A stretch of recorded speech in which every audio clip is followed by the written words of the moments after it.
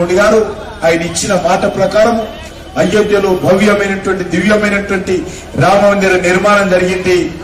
జనవరి 22న ప్రాణ ప్రతిష్ఠ చేస్తే కాంగ్రెస్ లో కూడా పిలిచాం, కాంగ్రెస్ లో రాలా. రేపేదైతే శ్రీరామనవమి ముందో 550 సంవత్సరాల తర్వాత మొదటిసారి అయోధ్యలో రాముడు గుడి కట్టి, గుడిసెలో ఉన్నటువంటి రాముడు, టెంటులో ఉన్నటువంటి రాముడుకు గుడిలో కట్టి గుడిలో ప్రాణ ప్రతిష్ఠ జరిగిన తర్వాత మొట్టమొదటి శ్రీరామనవమి మేము జరుపుకుంటున్నాము. మొట్టమొదటి శ్రీరామనవమి జరుపుకుంటున్నాము. 550 సంవత్సరాల తర్వాత నిజమైనటువంటి శ్రీరామనవమి, భగవంతుడైనటువంటి శ్రీరాముడు సంతోషపడేటువంటి శ్రీరామనవమి రేపు జరుపుకుంటున్నాము. కాబట్టి ఇది చాలా ప్రత్యేకమైనటువంటి శ్రీరామనవమి రేపు జరుపుకుంటున్నాము. అటువంటి రామాయణ నిర్మాణం చేసినటువంటి నరేంద్ర మోడీ గారు ఈ దేశంలో మరి ఆధ్యాత్మికమైనటువంటి సనాతన ధర్మమైనటువంటి మన యొక్క సమాజాన్ని రక్షించడం కోసం కంకణం కట్టుకున్నటువంటి మహానుభావుడు. అటువంటి నరేంద్ర మోడీ గారిని మీరందరూ కూడా ఆశీర్వదించాలి. ఒక బీసీల నుంచి వచ్చినటువంటి ప్రధానమంత్రిని మీరందరూ కూడా ఆశీర్వదించి ఆయనను మళ్లీ ప్రధానమంత్రిగా చేయాల్సినటువంటి బాధ్యత మనకున్నది. నరేంద్ర మోడీ గారు లేనటువంటి, ప్రధానమంత్రిగా లేనటువంటి భారతాన్ని మనం చూడలేము. నరేంద్ర మోడీ గారు లేకపోతే కరోనా ఏ రకంగా ఉంటుందో తెలియదు. నరేంద్ర మోడీ గారు లేకపోతే ఆర్టికల్ 370 వచ్చేది కాదు, ఆర్టికల్ 370 పోయేది కాదు. నరేంద్ర మోడీ గారు లేకపోతే ఈ దేశంలో ఉగ్రవాదం, తీవ్రవాదం తగ్గేది కాదు. నరేంద్ర మోడీ గారు లేకపోతే పాకిస్తాన్ ISI ఉగ్రవాదం తగ్గేది కాదు. నరేంద్ర మోడీ గారు లేకపోతే పాకిస్తాన్ దాడులు తగ్గేది కాదు. నరేంద్ర మోడీ గారు లేకపోతే మనకందరికీ 5 కేజీల బియ్యం ప్రతి వ్యక్తికి వచ్చేది కాదు. నరేంద్ర మోడీ గారు లేకపోతే దేశ గౌరవం పెరిగేది కాదు, దేశంలో అవినీతి తగ్గేది కాదు.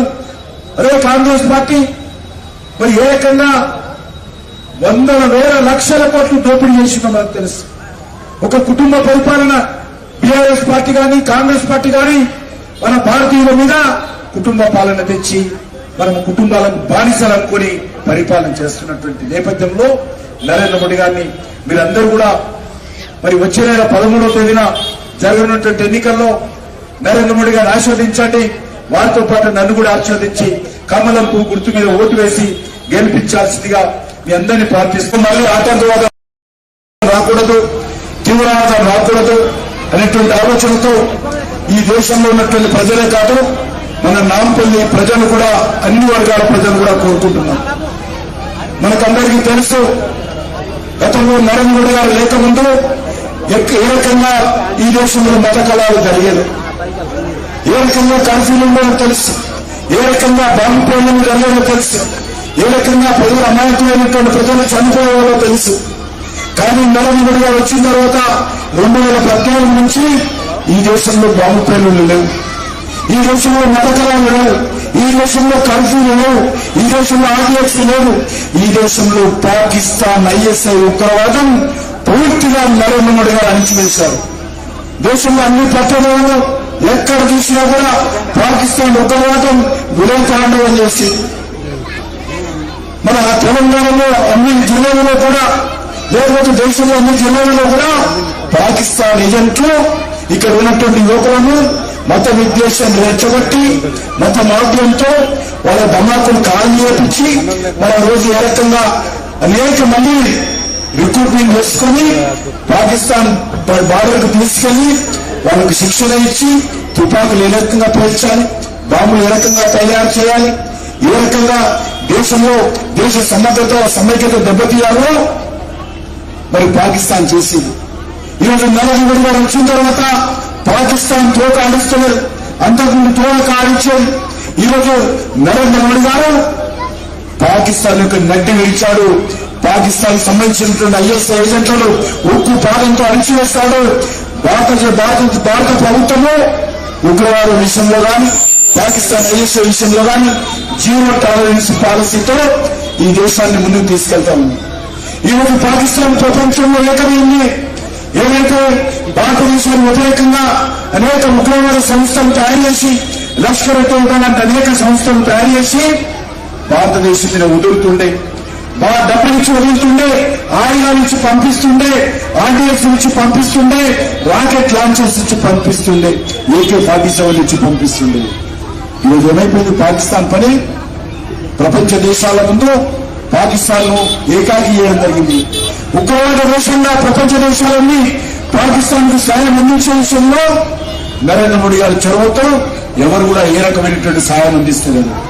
అమెరికా గాని, ఇంగ్లాండ్ గాని, లేక జర్మనీ గాని, జపాన్ గాని, ఆస్ట్రేలియా గాని, ఫ్రాన్స్ గాని ఏ దేశం కూడా ఈరోజు పాకిస్తాన్ కు ఒక పైసా ఇస్తలేదు, ఒక ఆయుధాలు ఇస్తలేదు.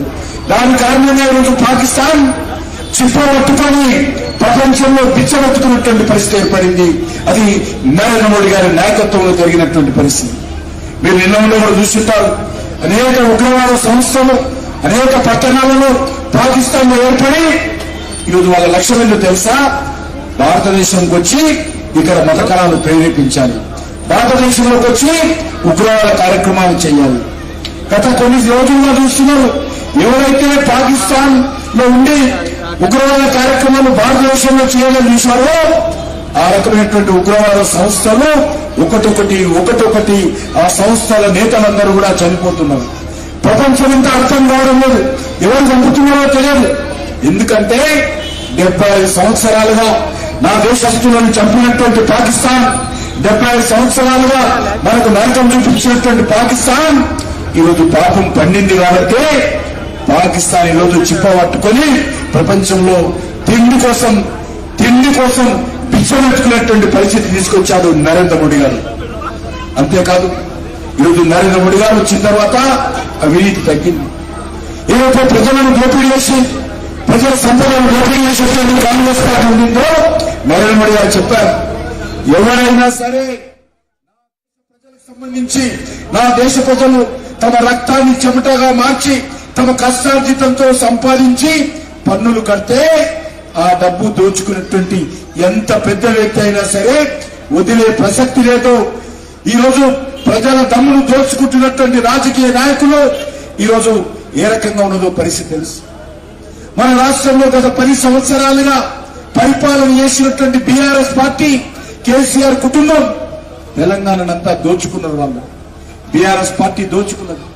భూముల కుంభకోణం చేశారు, 1000 ఎకరాలు ఆక్రమించుకున్నారు బీఆర్ఎస్ నాయకులు, ఇసుక కుంభకోణం చేశారు, అదేవిధంగా గ్రానైట్ కుంభకోణాలు చేశారు.